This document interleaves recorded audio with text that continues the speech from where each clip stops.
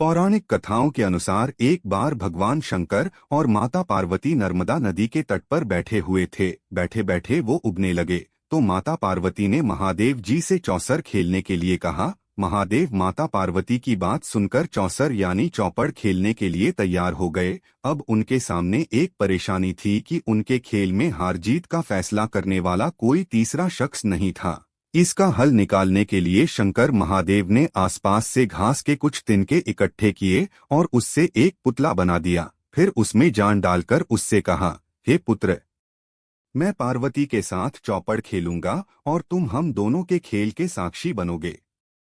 खेल के अंत में कौन विजयी होता है, तुम्हें इसका निर्णय करना होगा। उस पुतले से इतना कहने के बाद महादेव और माता पार्वती ने चौपड़ का खेल खेलना शुरू कर दिया। दोनों ने बारी बारी से 3 बार चौपड़ का खेल खेला और संयोग से तीनों ही बार माता पार्वती की जीत हुई। जब दोनों ने खेल खत्म किया और उस पुतले से विजयी होने वाले का नाम पूछा तो उसने महादेव को इस खेल का विजयी घोषित कर दिया।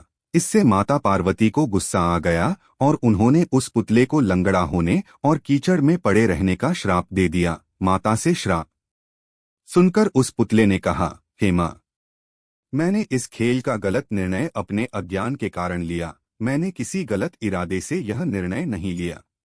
कृपया मुझे क्षमा करें। पुतले की बात सुनकर माता पार्वती को दया आ गई और उन्होंने उससे कहा, 1 साल बाद यहाँ पर गणेश की पूजा करने के लिए नाग कन्याएं आएंगी। उनसे पूछकर तुम गणेश व्रत और पूजन करना।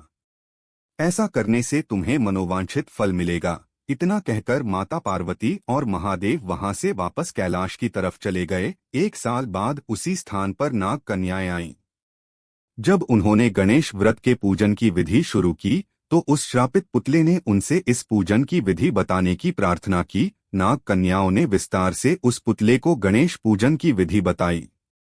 इसके बाद उस पुतले ने विधि अनुसार 21 दिनों तक गणेश जी का उपवास किया और उनका पूजन किया। इस पूजन से गणेश जी काफी प्रसन्न हुए और उन्होंने उस पुतले को मनोवांछित वर मांगने के लिए कहा। पुतले ने कहा, हे प्रभु, आप मेरे पैरों में इतनी शक्ति दें कि मैं कैलाश पर्वत पर जाकर अपने माता पिता से मिल सकूं और उन्हें प्रसन्न कर सकूं। गणेश जी ने तथास्तु बोला और वहां से वे चले गए। इसके बाद पुतला रूपी वह बालक चलते हुए कैलाश पर्वत तक पहुंचा और वहां पर वह भगवान शिव से मिला। महादेव से उसने सारी बात बताई। बालक की बात सुनकर महादेव ने भी 21 दिनों तक गणेश व्रत करने की इच्छा जाहिर की। दरअसल चौपड़ के खेल वाले दिन माता पार्वती महादेव से भी नाराज होकर कैलाश छोड़कर वहां से चली गई थीं। माता पार्वती को मनाने के लिए महादेव ने भी 21 दिनों तक गणेश व्रत किया। ऐसा करने से माता पार्वती 21वें दिन कैलाश पर्वत वापस आ गईं और उनके मन में महादेव के लिए जो नाराजगी थी वो भी खत्म हो गई। माता पार्वती के वापस आने पर महादेव ने सारी बात उन्हें बताई। यह सुनकर माता पार्वती के मन में भी अपने बड़े पुत्र कार्तिकेय से मिलने की इच्छा उत्पन्न हुई। उन्होंने 21 दिनों तक गणेश व्रत करने का निर्णय लिया। उस पुतले रूपी बालक द्वारा बताई गई विधि के अनुसार माता पार्वती ने 21 दिनों तक गणेश जी का उपवास किया और विधि से पूजा अर्चना भी की। व्रत के 21वें दिन ही कार्तिकेय खुद ही अपनी माता पार्वती से मिलने के लिए कैलाश पर आ गए। आगे चलकर इस कथा और व्रत के बारे में कार्तिकेय ने विश्वामित्र जी को भी बताया। विश्वामित्र जी ने भी 21 दिनों तक यह व्रत रखकर गणेश जी की पूजा की। भगवान गणेश ने प्रसन्न होकर उन्हें ब्रह्मऋषि होने का वरदान दे दिया।